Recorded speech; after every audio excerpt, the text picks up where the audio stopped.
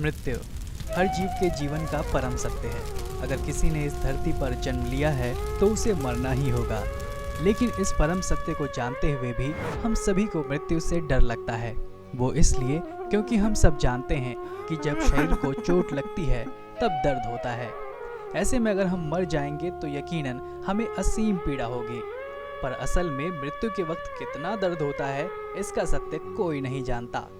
हाँ, लेकिन गरुड़ पुराण में इसका उल्लेख जरूर मिलता है।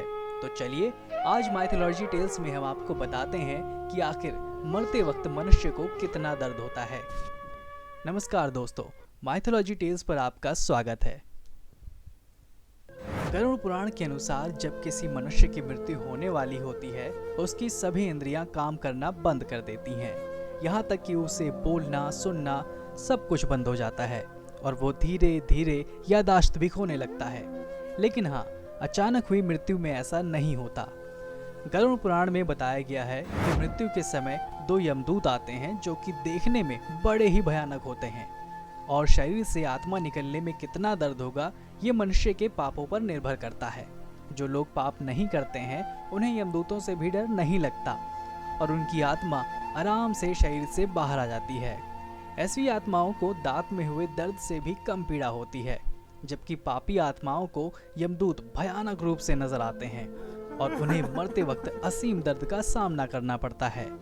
लेकिन उनके दर्द का ये सिलसिला यही खत्म नहीं होता। शरीर से निकलने के बाद आत्मा को यमदूत यमलोक ले जाते हैं। यमलोक का रास्ता अंधेरे और गर्म बालू से भरा होता है। फिर यमलोक पहुंचने पर उसे यातनाएं दी जाती हैं। हर पाप के लिए अलग सजा होती है। फिर उसे यमराज के कहने पर 13 दिन तक अपने उत्तम कार्यों को पूरा करने के लिए आकाश मार्ग से वापस उसके घर पर छोड़ दिया जाता है। घर लौटकर आत्मा वापस शरीर में प्रवेश करने का प्रयास करती है, किंतु यमदूत के बंधन से वो मुक्त नहीं हो पाती और भूख प्यास के कारण रोती रहती है। गरुड़ पुराण के अनुसार मृत व्यक्ति के वंशजों को 10 दिनों तक पिंडदान अवश्य करना चाहिए, क्योंकि पिंडदान से ही आत्मा को चलने की शक्ति मिलती है। मृत्यु के 13वें दिन यमदूत आत्मा को फिर से पकड़ लेते हैं और फिर वैतरणी नदी के रास्ते यमलोक ले जाते हैं। इस सफर में आत्मा को 47 दिनों तक वैतरणी नदी पार करनी होती है। इस तरह भूख प्यास से बेचैन आत्मा यमलोक में पहुंचती है।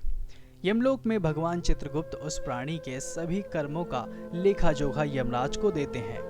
फिर उस आधार पर यमराज ये निश्चय करते हैं कि पापी आत्मा को किस नरक में भेजा जाएगा। तो दोस्तों, उम्मीद करता हूँ कि आपको हमारी ये कथा पसंद आई होगी। अगर पसंद आई हो तो चैनल को सब्सक्राइब करने के साथ साथ वीडियो को लाइक और शेयर भी करें। फिलहाल आज के लिए इतना ही। हम जल्द हाजिर होंगे ऐसी ही और कथाओं के साथ। तब तक के लिए धन्यवाद।